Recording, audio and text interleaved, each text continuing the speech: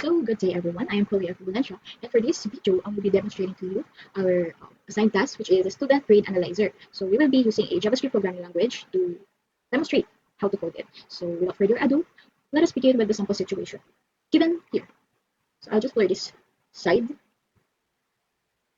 Ang need natin gawin is to display all student scores, determine whether each student passed or failed using the following interpretation given here, calculate the total score, average score, display the highest, lowest score, and the number of students who passed and the number of students who failed. So here, makikita natin yung sample output. Student scores, and dapat naka-display lahat. Yung list ng mga student, yung scores ng student.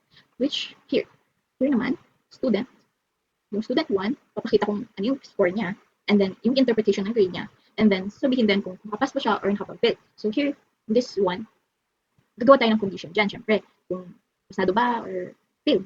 And then here, sa baba, pinakababa, we will be adding or sum all the grades of the students or the scores of the student to get the total score, the average score.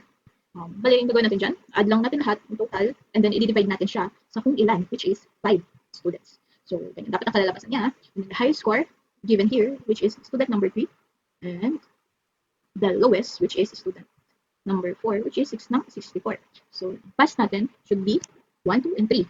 And then, ang field natin is 2. So, without further ado, let us begin sa pagcode.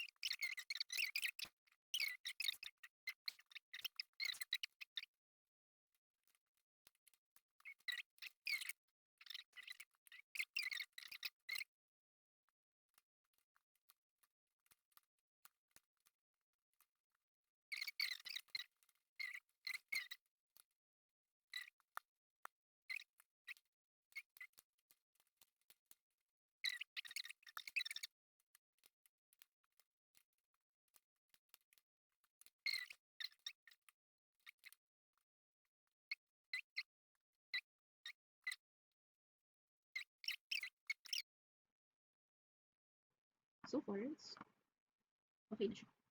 So, I hope you learned something. I'm sorry kung medyo slow and medyo may mga error. But since I'm a beginner, please bear with me. So, thank you for watching.